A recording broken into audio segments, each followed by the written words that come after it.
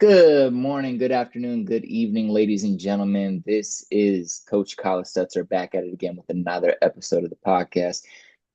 Guess what, guys? I just struggled for like 15 minutes trying to get this audio, video recording on Zoom, and we made it happen. And hopefully, it doesn't cut us short on the recording today. And I guess since that's a concern, we should probably jump right into the conversation. So, ladies and gentlemen, I have a special guest on by the name of Heather. And then I'm going to let you say your last name because I was about to try it. And then I was I like, you know. know what? I don't want to butcher any names today. So go ahead and introduce yourself to the world.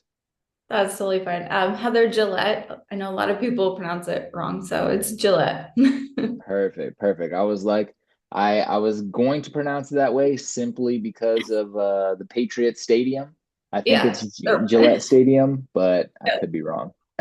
same thing without the E. There So we go. Exactly, exactly. Now, on the topic of the Patriots, they are going to the playoffs. They're in the playoffs, but you are not in the States right now. Is that I correct? know I am not. I'm in Belgium. Belgium. Tell us how someone who sounds like they have an American accent ends up in Belgium.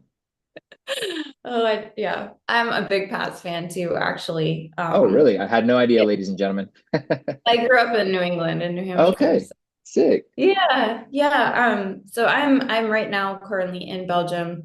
My husband's military, so we move very frequently, every 2 to 3 years usually. So this is our second overseas station, and we are actually getting ready to get back to the States this May. Oh, So we've wow. Oh, we've done 2 years here already, and how yeah, was it? How was it? I think like one of the to kind of give you guys some context, ladies and gentlemen, Heather, which we'll get into, is in the world of health and fitness. And as you guys know, I'm always trying to educate myself and level up in this game because I'm trying to be one of the greatest, right? I'm trying to be one of the greatest.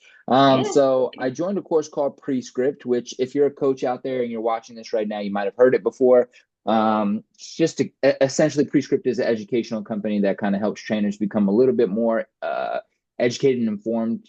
I would say about the anatomy of the human body, at least in Prescript level one, but feel free to correct me or add on to that, Heather. And there's a coach who I had on a few weeks or a few episodes ago called Nick Ridpath. He is one of the instructors in the Prescript courses, and I've kind of been following them for a while. And long story short, that's kind of how I found Heather's Instagram page, and I've been following her and seeing her travels and some of her experiences, as well as her sharing some of kind of behind the scenes in terms of nutrition and some of the things she's eating and how she manages her health, kind of abroad, I guess you could say. And I found it really interesting, and that's why I invited her on. So just to give you guys that quick context, let's jump back in. How has Belgium been? And I guess maybe what are some highlights of your experience over the past 2 years? Oh man, it's been awesome. It has been one of my favorite places to live so far. Just because getting to like basically see all of Europe so easily, because it's essentially would be like kind of going to different states in the Yeah. US, probably cheaper still. Um, and so it's not only like a lot cheaper to fly. But it's, you can take 2 hour flight to Italy, you can take it, drive into France, drive into Germany, Holland, like see all these things. And that's just been amazing. I never grew up having that experience, living in the States. And it's just been, I'm so blessed to like have that experience. It's been so much fun. There's some countries that have really just like hit me like just stuck with me. One of those places that, like you'll remember forever. Potentially I want to actually go live in, Yeah, of Um, course. so it's been amazing. It's been a really cool experience. One of the places I saw you recently visit was Morocco, and it makes me want to ask if there are any countries that you kind of were expecting to be maybe a challenge to travel through or travel to, or for it to be more maybe hectic than it might be somewhere else, and then you were like pleasantly surprised. And I'm not saying that that would be Morocco, but I know a lot of people, some people are like, oh no, I would never go to somewhere in the continent of Africa. It's too crazy, it's too busy. I'm gonna have to get all these shots and blah blah blah. At least that's some of the American thought process. Yeah. And then they end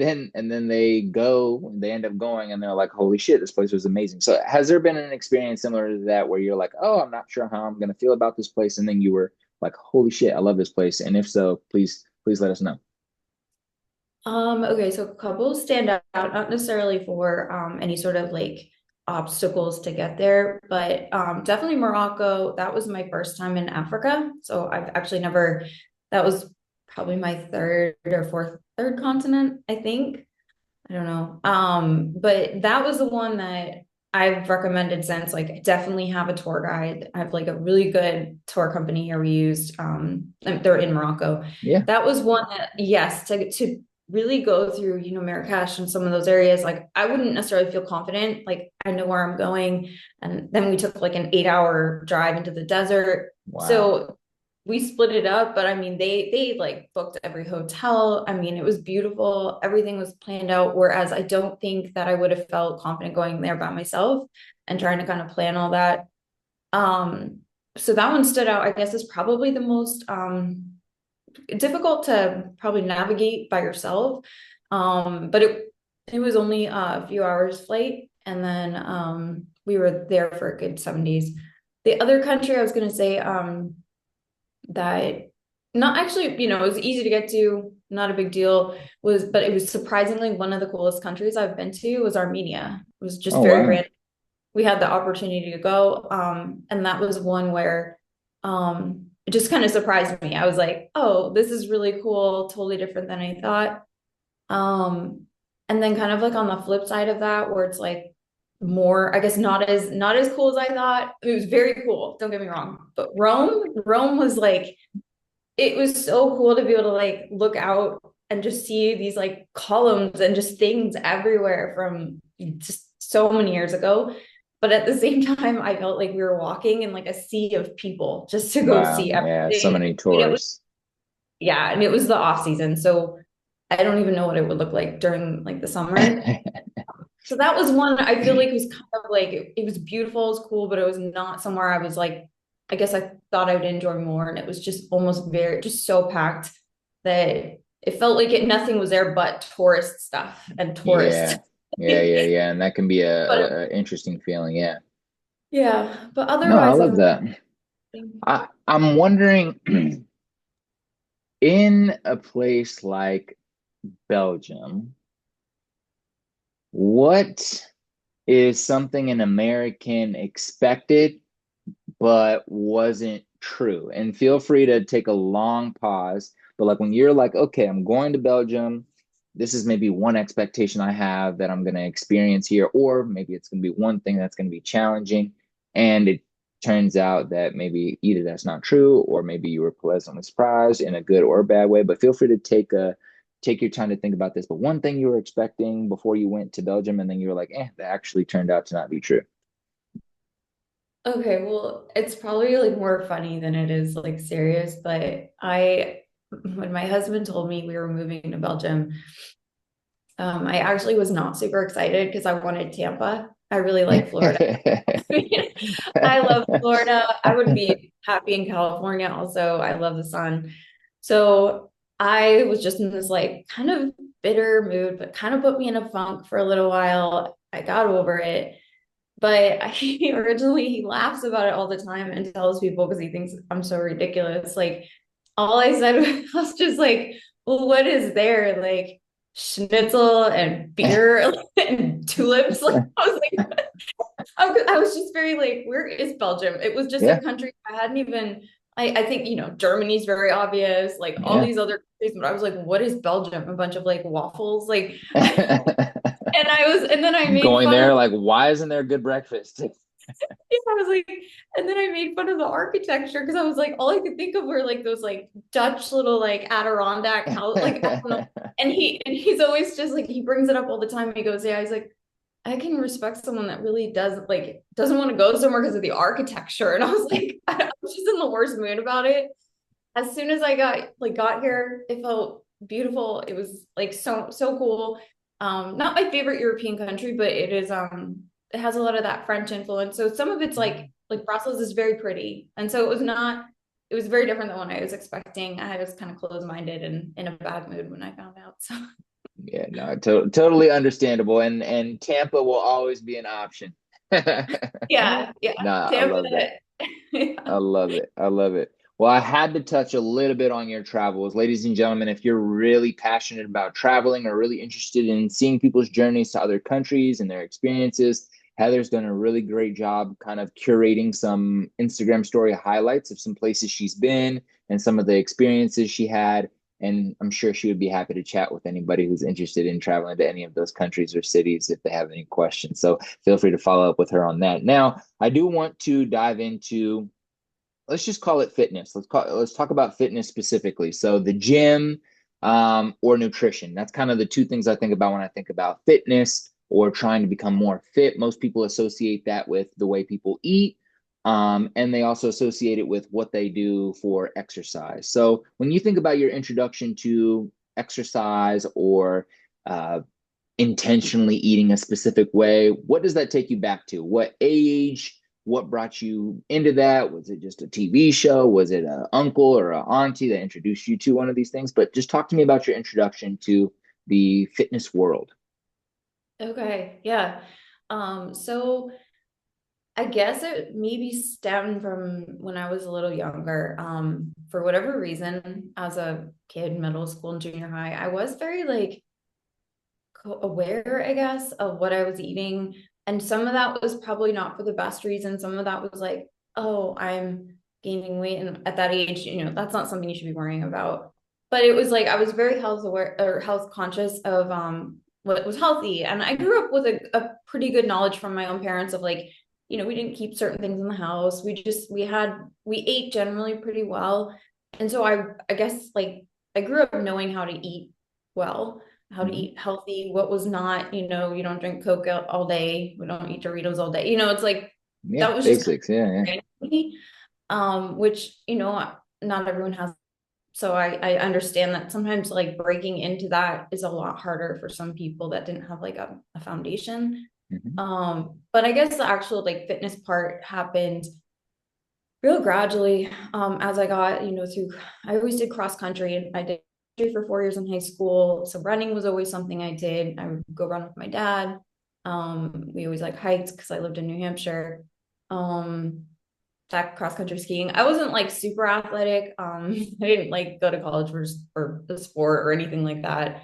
And then after college, I think I would hit the gym, like go to Gold's Gym, that kind of thing, try to get into lifting. But again, that was something where I was probably doing so much cardio, like a lot of females, and not so much of the lifting part.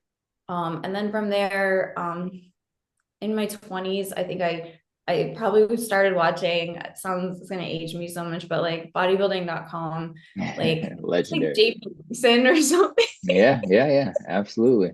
I would like watch her stuff because there was a girlfriend I had that she was like, hey, try this workout, do this. Cause she started Mhm. like, she was good, she put on some muscle, and I kind of was inspired by her. And then another friend of mine that I'm still friends with, she was she competed. And that was my first, like, I guess, uh, my first introduction to that sport of bodybuilding. Cause I was like, oh, she does that. And no one was really, it was not this big social media thing. It really wasn't like blown out the way it is now. And so I was just like so inspired. I was like, that's so cool. I want to do that. But I wasn't anywhere near that. So I was just lifting, I was working out, and then I got pregnant and I lifted through my pregnancy, which was something I highly recommend, obviously. And that I think really helped. I enjoyed it. And then after that, I just got right back into everything. I ran, I lost the weight that I put on being pregnant. And since then I've just been, I guess, like growing more in the area of like after I got my body back, was over the whole baby stage of my son. And I was kind of like really thinking, what is it that I want to like go to school for? Like, what am I passionate about? Because I got a business degree on my undergrad, and it is not, I did finance. I mean, I am the worst at math. Like, I don't even know why I went and got a finance degree. I think it was just in my 20s thinking that's how I'm going to get money. Yeah, I hear you. I think that's most people's foray into business or finance. If their parents didn't do it, then they're like, how do I make money? Let me just study business and finance. Yeah, like, okay, I'll just study money. And so I did that, and I would have to pick up different jobs every time we moved my husband before we had my son, which was really frustrating because I hate having to apply for job after job, and like it was just a lot of different HR, accounting, finance, all Mhm. that. So that was that. But yeah, my husband's he's been so supportive. He's one of those that's like, you know what, whatever you want to do, like figure that out. I want you to be passionate about what you do the way I am passionate about my job, because he is very passionate about what he does. And so I went back to school, got my master's in health and wellness from like a holistic wellness program in I think it was believe in Utah. It was some Mhm. school. It Mhm. was accredited and Yeah. everything. So I did that while I had my son. I'd be home as a full-time mom, but I also did that part-time. I'd go to the gym for the 3 hours that they had the daycare. So it was a combination of really getting passionate about lifting. I had my first trainer at a Lifetime gym in Florida there. And he really kind of got me into it, how to really understand what I'm doing when I'm lifting. He bodybuilded, so he actually helped me get into my first show. He just coached me. Let's And let's let's dive let's I dive like into that. Yeah, let's dive into that a little bit. When you think back to hiring your first coach, first off, shout out to Lifetime. Shout out to Lifetime for a yeah, few different reasons, but Lifetime is one of the most beautiful that most of the facilities that they create are some of the most beautiful large club big box retail facilities that are out there. When we think about big box fitness facilities that actually take care of the building, they keep it yeah, clean. They actually have a staff, a large staff that's dedicated to cleaning all throughout the day, evening, and night. When we talk about keeping equipment and the facilities updated and doing rehabs and updates every 5 to 10 years, making sure you're not having old shit from like 37 years ago and dirty towels from 1995. Like when we yeah, talk about a company that genuinely takes care of its facilities, I think Lifetime is above and beyond better than any other large box fitness retail facility out there. So Equinox, most of the ones I've been into are like nice in the morning, suck the rest of the day. yeah, And then 24-hour fitness, shit. LA Fitness, shit. Like the Lifetime really does a great job. So shout out to them. They've also built a really good education kind of off the back of Equinox. Equinox did have a pretty good personal training education system, which I think they've kind of like started pulling away from. And I think Lifetime's really been able to like build on top of what Equinox did in terms of educating and hiring really good coaches and helping them like, build out their career, at least in their first, 0 to 5, 0 to 10 years. So shout out to Lifetime for that. With that being said, first off, what are maybe one or two things when you think back to what you learned during that time period with the coach? What are one or two things that really stand out to you that you think the common gym goer or somebody who's listening right now who's like, I'm really trying to get into strength training. Like, what are two things that you learned from that coach that really stood out and you're like, wow, that really makes sense? Or wow, that's really important to know.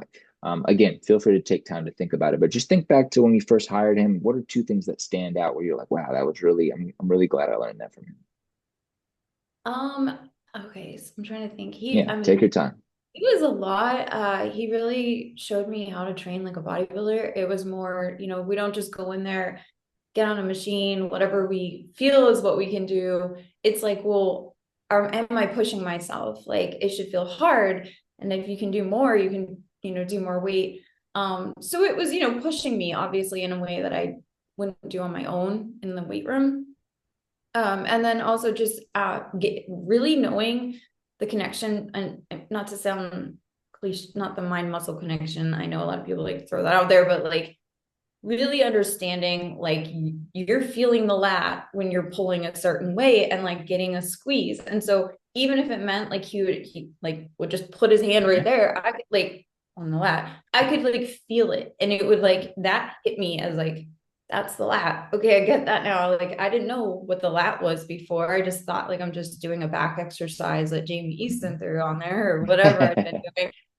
And so he helped me with that connection, like Yeah. understanding what muscle I'm training.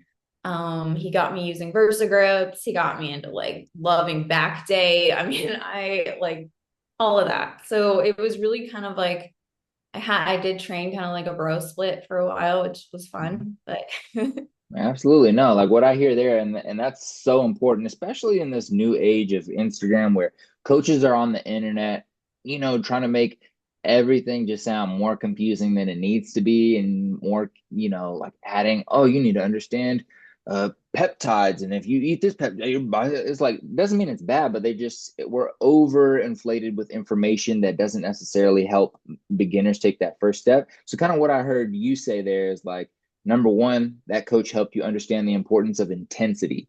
So when we're in the gym and we're trying to make progress and we're wondering why over the past 5 years of going to the gym, we're not making any progress, we need to understand the importance of intensity.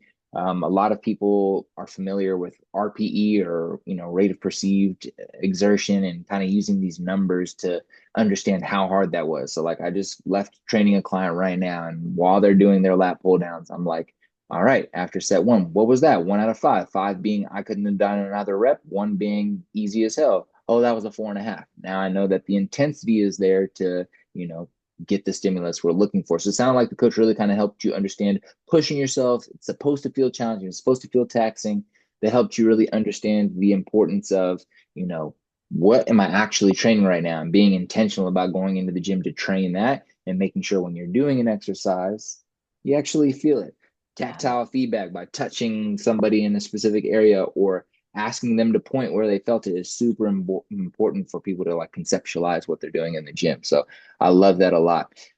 When you finished at Lifetime with that coach, what did you feel at that time was the next step? I actually, more importantly, how did your first bodybuilding prep show? Or I know it's not necessarily, did you do a bodybuilding show, or did you do a I know there's like different names for it. I'm not too familiar with it, but bikini and then NPC and then this and that and then I don't understand it all. So please let us know what your first competition was and talk to us a little bit about that experience. yeah. So I did an NPC show for bikini, the bikini category. So they, at those shows, it's every category up to Mhm. bodybuilding. It was a smaller show in Boca, Florida, and he just kind of helped me for free. Just like I'll just like look at your stuff here and there and like tell you, okay, let's cut out 100 carbs or 100-gram carbs or Yeah. whatever. And so it was like one of the coolest experiences for me, that first round with someone, that it was just fun. I didn't feel like there was any expectations, and I actually like put all the little rhinestones on my suit. Like I ordered a suit, but it Mhm. was like fun for me to sit there with all the crystals, and I did Yeah. that myself. I don't know, just decided to do it that way. Yeah. And then I did hire my girlfriend to actually do my posing. So I had a couple of people just helping me, but I, for the most part, kind of did the diet myself, with his guidance. I was like, okay, Mhm. weight's kind of staying the same. Let's just drop, or have a free meal, that kind of thing. And just seeing my body morph the way it does that first time, because you've never been that lean. Like I've never been a big person. Like I'm generally, in a range, but like I've never gotten lean to a point you're seeing veins pop out Yeah. and all of that. And so the process itself was so fun for me. I really, really enjoyed it. The actual show was fun. I got first place in my class, but it was a small show. Um, and it was fun. I just enjoyed it. I messed up the first time I went out on the stage because that's me. I am not a big performer. I don't have a background in any of that. So for me, it's just awkward, and I don't love the part of actually going on stage at this show. Mhm. Um, so I think You're getting, like, wait, I have to go out there? yeah, like, can you just look at me and I'll just stand here? So I had jitters like crazy, and I think getting a trophy kind of fueled me though. I was like, this is fun, I want to do it again. And so I did it like one more time later on, but yeah, the process itself was really so cool. And I always tell people, like, just seeing your body change like that, knowing you can manipulate so many things to do that, is just it's so cool to me. I love it. I love it. I feel like there's so much education that happens in those shows when people decide to do that, whether they get inspired by someone online or inspired by a friend and they decide to go compete. I think it can go one of two ways. It can go fucking amazing and you can learn a lot and get educated and become more passionate about understanding the body, anatomy, how it reacts to certain food, how important sleep and recovery is. Like you can go that way, or you can go a Mhm. completely opposite direction. And this is for all sports. It's not only for Yeah. bodybuilding or bikini. You can get really into football and start to understand the importance of being strong. And so you start strength training and understand nutrition and sleep and how that impacts your performance on the field. Or you can be like, I need to be a dog. I'm going to train every day. And then you fucking tear your ACL and blah, blah, blah. You know what I'm saying? So it's like Yeah. anything can go. How did the like post reflection on doing those two shows, how did it positively impact you and your health moving forward, and your fitness and your interest in the field? And then if there is anything negative about your experience, feel free to share that too, because I do think that it is important to share both perspectives. So post those two shows, what are some amazing however the hell you say that, carryaways? I think I don't know. I don't Um, speak English, whatever. yeah, I'm like failing now here. I'm hearing too much Belgian. Um, yeah, so positive, definitely. So the first show, like I mentioned, I walked away feeling really good. I wanted to do it again. The second show was not so positive. I did not have a good fit for a coach. I actually hired somebody. And I had my first real coach, I guess, and he was great as far as getting me to the show, doing all the stuff. But personality wise, it, it gave me, had a lot of anxiety during it. It was weird. Yeah. So it was that was sort of the negative walking out of that. Just kind of understanding that like not every coach is going to be a good fit for everyone. And, and I would never blame him that I didn't do well on that show. It's still me. And I didn't place in that show. It was one in, DC or Maryland when we lived Mhm. in Virginia. And, it was kind of during COVID, it was a rushed show, and I got like a weird taste in my mouth about it all. And I was kind of like, I don't think I want to do this again. I was like kind of angry. And then kind of got over it, but we moved to Japan. I hired another coach that I had for like a year and he was great. But then I ended up leaving him for a coach he was my mentor for my own coaching business for a little while. And then I was working with him and then also Nick, who I'm still working with now. And so both of them, I kept saying I was going to compete again. I wanted to do it. But walking away from it, I think at this point, because I didn't fully enjoy the actual show. And I think that's a good sign. So that I learned that there's nothing wrong with like stepping out of this little box I thought I was putting myself in. Like I'm a bodybuilder, I'm an online coach, I do all this stuff. And it was kind of like, you know what? I like running. I'm going to start running because like bodybuilding, you don't always do cardio. You don't always do this. And so for me, I'm like, I want to be able to do cardio whenever I want. I want to go for a long run whenever I want or push myself in something completely outside of that. But I took away a lot of positives. I mean, you really get in tune with your body. You understand how these things, these little tiny, different factors like food and water and exercise and how to manipulate that and really work it to your advantage. Change your body if you really want to. So it's like, I know I like days where I'm feeling a little like, okay, maybe I should cut. It's like, I know how to do it. I know, the process. I know it's the discipline, the mindset that it takes. And then it definitely messed up my hormones a little bit for a while. So just that whole process is hard, I think, especially after having a kid and then having like Yeah. lots of other little factors come into play. So I wanted to get healthy and get to my potential. And then I think I just sort of, I don't know, lost the interest, I think. And not saying I won't. I mean, maybe tomorrow I'll decide I want to. Yeah. Yeah, and But yeah. that's totally okay. Where do your interests lie right now? Like when you think about, as you sit here and we chat about this, when you're thinking about health, fitness, performance, like where would you say your headspace is at right now? Are you like, I'm just trying to feel good every day? Are you like, oh, I'm actually thinking about competing in this? Or like, where is your headspace at in terms of your health and fitness right now, what you're working towards and or trying to maintain? Um, man, so like I am definitely one of those that kind of one day I want to do this, the next day I don't anymore. And Mhm. it's hard. I've always been that way. I think bodybuilding and lifting is one of the only things I've committed to for this long. Nick, I've still been with him as my coach and my mentor and all that. So like those two things I've somehow not like ditched out on. Mhm. So I think I have that passion for lifting, for getting stronger. I love feeling strong. I love being able to say I can like press deadlift more than a lot of men at the gym. Hell Not yeah. every not everyone. I'm still like small, but it's nice to feel strong and empowered. So that's something that I want to I know I'm going to do that until I'm 80 or whatever it is. Like I want to make sure that I'm strong and I have that bone strength and muscle mass that can obviously increase longevity and just make you feel good. But I love running. Like love hate it, I guess, but Same. I don't I sign up for I'm lots of more hate love, not love hate, but you know. yeah. There's days it's like opposite. I've done a bunch of half marathons, which I love the feeling after. I think it's that feeling of pushing yourself into something that's uncomfortable.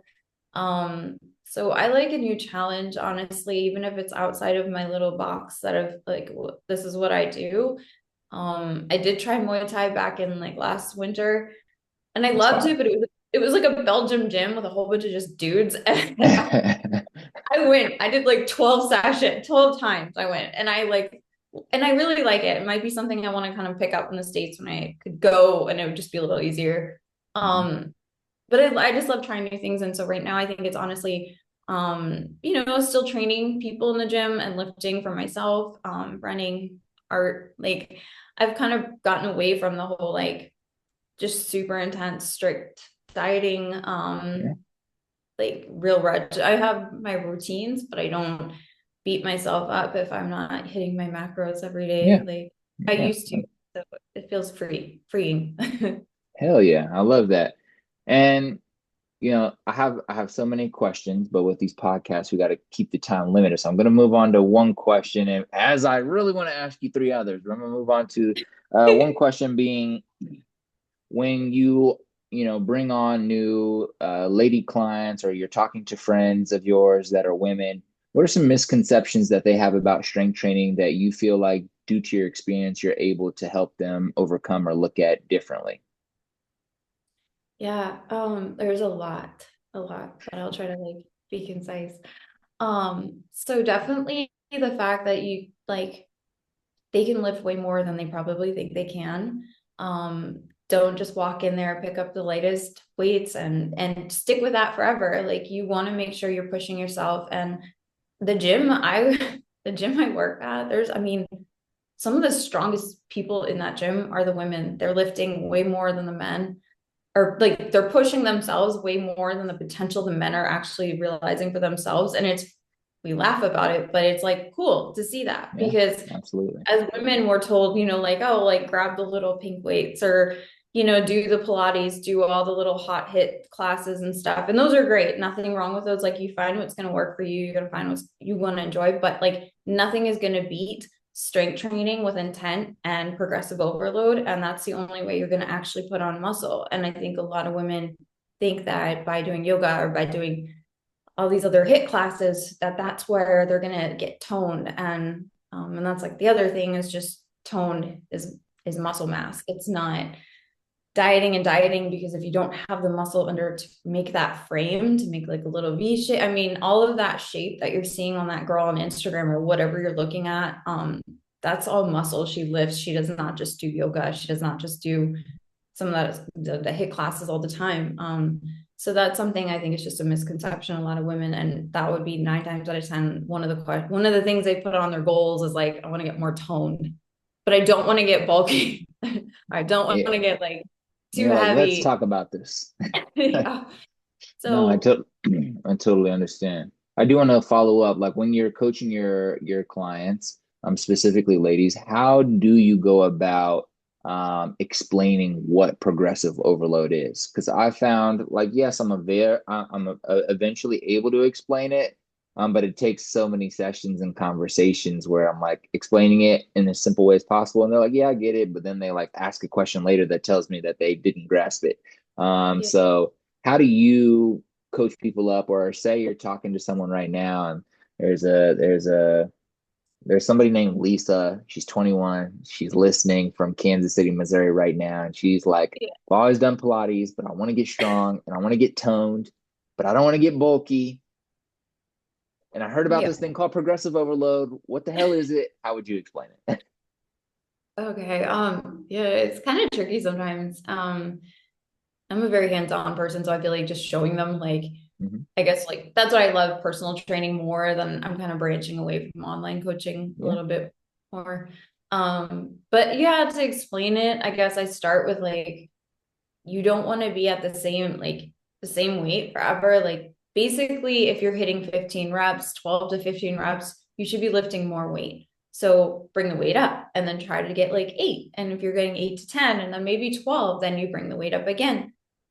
So I explain it from that perspective of like load, but also form. So form would be another way you can, progressively overload an exercise is just by if you're doing it kind of half wrong or not fully getting fully lengthened glute or something like that. And then you now are because you changed your foot stand, your foot pressure, your stance, the way you're loading your exercise, that kind of thing. That's Yeah. actually going to provide the stimulus, and that's progressive overload also. Mhm. So form, execution, but then also it more reps, Yeah. obviously adding a set or adding reps. So if you like dumbbell laterals or cable laterals, like you're going to be at that weight for quite a while. Like that's not something you just keep adding weight to. So either add a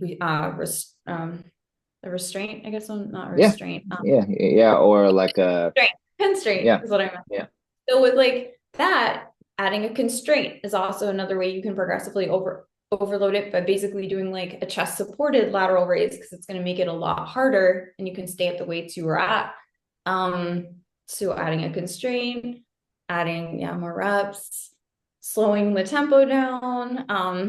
No, There's all that's a ways to that you're constantly providing a bit greater stimulus on the muscle. I love that. That was great and really great way of explaining it because I think people sometimes think it's just one way. Like you have to lift more weight, you have to lift more weight. That might be challenging for certain people to kind of get over their fears of if I put on more weight, then that means I'm going to be bulkier. So providing another option for progressive overload for clients is really important. So that was a great way of explaining that. All right, we're running on 2 more minutes. I'm going to ask you a question. This question is kind of rapid fire. But you have 30 seconds to name off your cities with your favorite gym. So you've lived in a few different cities, being in a military family, you've traveled a lot. What are maybe I'll make it easier for you. Maybe your top 2 gyms and where are they located? That's easy. Okay, so DMB Iron out of Virginia was my absolute favorite gym. I absolutely love like the staff, the people, a lot of people I met there. Leo, who owns the gym, that's where Nick obviously works too. That was the best gym hands down I've ever been in. And then Lifetime in Boca, Florida was great. Is It theirs was massive? Is that one really, really big? It was a big one. It had a pool. It had all that stuff. It did not have like a big, big cabanas or anything. It was Gotcha. big. Probably not as luxurious as some of them get, but I don't know. Facts. I want to go check. I heard there's a really nice new one in Austin, and I went and checked out the Irvine one a few months ago, and it's Oh, pretty nice as well. So shout out to Lifetime. All right, thank you for answering yeah. that question. I can't wait to go visit DMV Iron. All right, you have 45 seconds to let us know. Sorry, I'm putting pressure on you. you have you're like holy shit. But no, really, honestly, I first off want to say thank you so much for your time today. But please let us know where people can find you on Instagram, name of your business, and yeah, we'll wrap it there.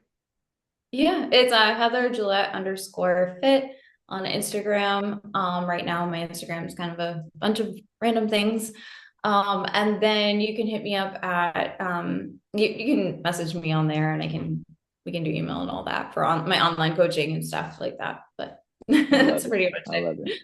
Perfect. And ladies and gentlemen, I will be tagging her on all platforms once this is posted. Thank you so much, Heather, for making time today. Ladies and gentlemen, leave a like, share this with a friend, and let's keep growing.